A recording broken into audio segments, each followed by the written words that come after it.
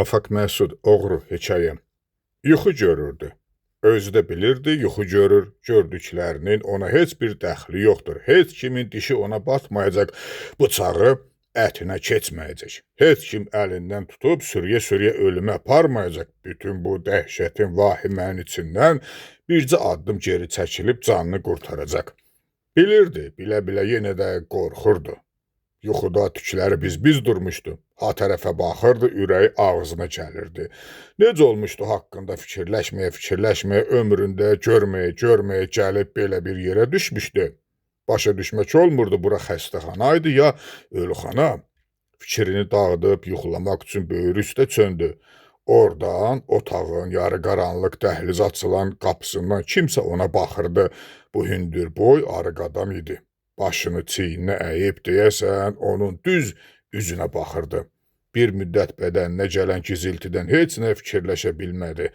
Başı balışda, gözü qapıda, əlləri dizlərinin arasında dəhşətdən qulaqları bata-bata uzanıb qaldı. O adam yerindəcə durmuşdu, hərdən bir elə bil onu qorxuzmaq üçün belinə əyib ona aşağıdan baxırdı. Sonra yenə dikəlib səssiz-səssiz gülürdü. O əyilib qalxdıqca dizlərinin, topuqlarının şaqqıltısı da eşidilirdi. Sonra birdən başa düşdü, gecənin bu vaxtı qaranlıq, kimsəsiz dəhlizdə dayanıb ona baxan, onu qorxudub qocaldan kimdir? Başa düşdü və əsəbilikdən dişlərini qıcadı. Ondan başqa kim olacaqdı? Odur, özüdür ki var. Boyu, bədəni, saçı. Onu tanımağa nə var ki? Bəs niyə həmişəki kimi içəri girib onun ürəyini üzə-üzə, bağrını yara-yara, ayağının ucunda otaqda gəzişmirdi, ciblərində eşələnmirdi? Niyə ona uzaqdan baxırdı? Onu dəli eləmək istəyirdi, nədir? Bir müddət qaranlığa zəndlə baxmaqdan gözləri ala-bula, vura-vura, qorxudan ürəyi ağzına gələ-gələ dəhlizə baxdı. Ayılıb özünə gəldikcə qorxusu dəqiqə-bədəqiqə artırdı. Yox, bugün artıq qardaşının fikri başqa idi. Bugün qardaşını daha siqaret maraqlandırmırdı. Qardaşı başa düşmüşdü ki, onun gecələr gizli təşriflərini o görür, bilir. İndi onun bağrını çatladıb öldürməyə gəlmişdi. Sonra bu haqda daha mürəkkəb şeylər fikirləşdi. Qalxıb oturdu. Niyaz! Qardaşı yerindən tərpənmirdi. Elə bil onu eşitmirdi. Yenə də gülümsəyə-gülümsəyə enirdi, qalxırdı. Əsəbilikdən yerində otura bilmədi, bircə bu qaranlıq otağı keçib dəhlizə çatsaydı, işığı yandırıb qardaşını tutsaydı, onu Allah bilir, onu nə günə qoyardı. Durub dizləri əsə-əsə dəhlizə çıxdı, işığı yandırdı. Dəhliz bomboş idi. Qardaşının otağına gedib yavaşca aralandı. Qardaşı ağzı açıq xoruldayırdı. Qayıdıb işığı söndürdü, yerinə girdi.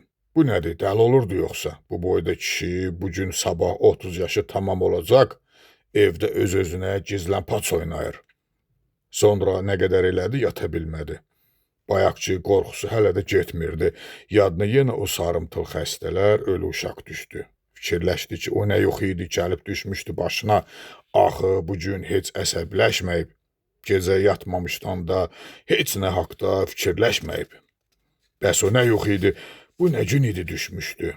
Siqaret yandırıb, əli əsəsi çəkdi, fikirləşdi ki, onu əbəs yerə qara basmır, qardaşı onu bu günə qoyub. Qardaş otağın içində çəksiz, səssiz kölgə kimi gəzib dolaşırdı. Ona baxa-baxa ciblərini yoxlayırdı. Onu elə baxırdı ki, ciblərini elə yoxlayırdı. Elə bil oradan siqaret yox, nəsə ayrı bir şey götürəcəkdi. Elə bir şey ki, onu görən olsaydı vahimədən bağrı çatlayıb ölərdi.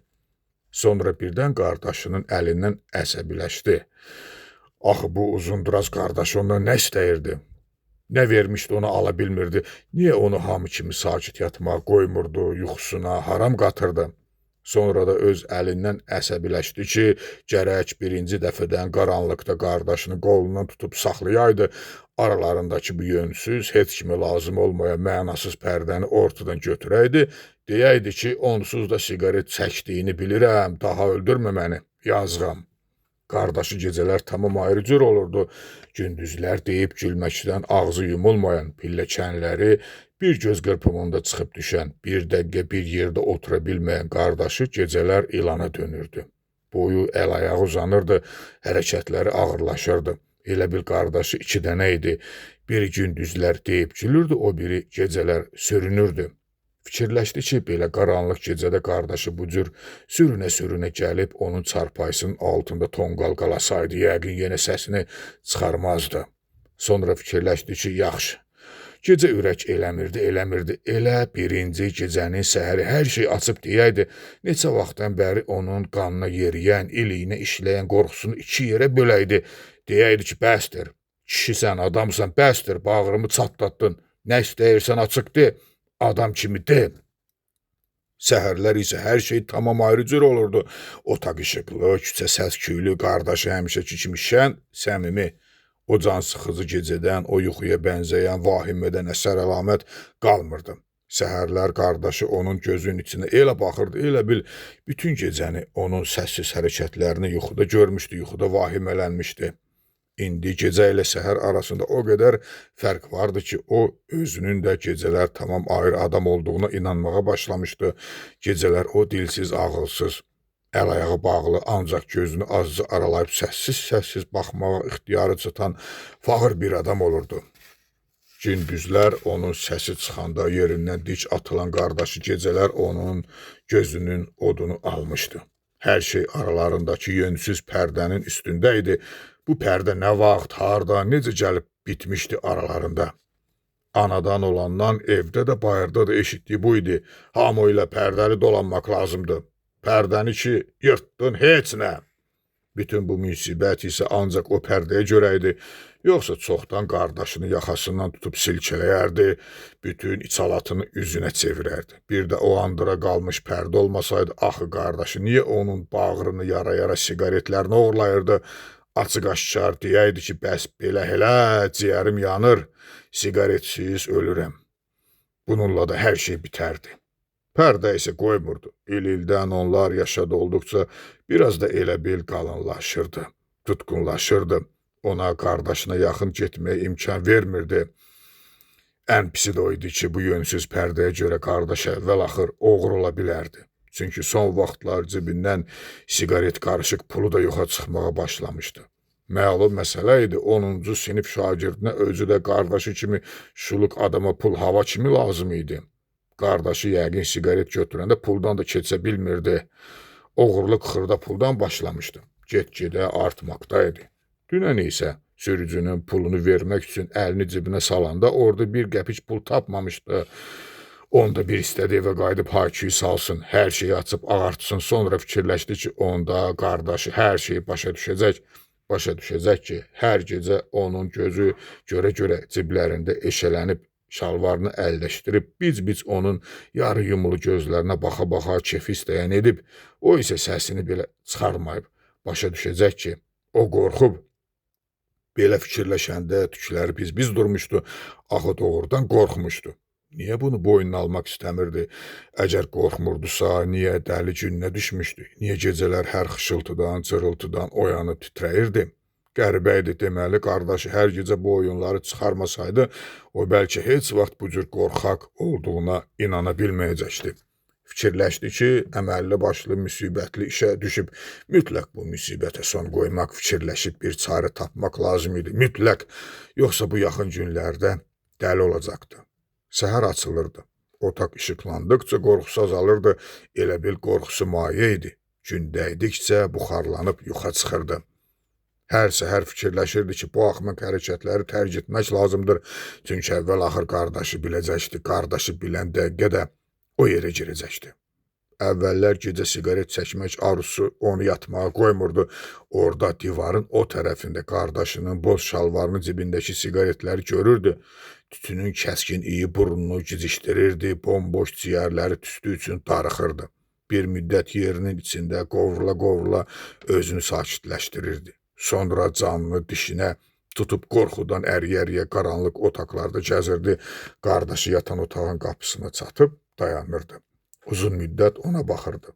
Qaranlıq otağın qapısında o hər şeyi unudurdu. Unudurdu ki, bura siqaret üçün gəlib, bayaq siqaret çəkmək üçün içi sümrülürdü. Qardaşı yatan otağın qapısına çatanda bütün evin elə bil nəbzi vururdu. Bütün ev Qapqara divarlar, stullar, şəkillər cüp buldayırdı ona, azarkeşlik eləyirdilər, ya bəlkə də cüp buldayan özü idi. İndi yenə gecə idi, yenə içi sümürülürdü, yenə divarın o üzünü aydın görürdü qardaşı necə ağzı açıq dünyadan xəbərsiz yatıb, sonra özünü görürdü necə aramla əlini, ayağını uzada qaranlıq otağın içi ilə gəzir, şalvarı eşələyib siqaretləri çıxarır, sonra dözə bilməyib elə oradaca birini damağına qoyur, kibriti yandırıb qardaşının vahiməli çarpayısını işıqlandıra siqaretini tüstülədir, sümbrə tüstünü qardaşının üzünə, ayaqlarına, əllərinə üfürür. Qardaşı tüstünün içində itib batır, görünməz olur. Gəlib şalvara çatmışdı. Gözü qardaşında əlini ehmalca şalvarın cibinə saldı, əli heç yerə çatmadı. Əlini biraz da dərinə saldı, yenə barmaqları havada qaldı, axırda qolunu dirsəyəcən şalvarın cibinə soxdu. Əli şalvarın balağından çıxıb az qala döşəməyə dəydi. Şalvarın cibi yox idi. Əlini o biri cibə, sonra arxa ciblərə, lap sonra isə dəhşətdən tükləri qabara pencəyin ciblərinə saldı. Hamısının içi boş idi.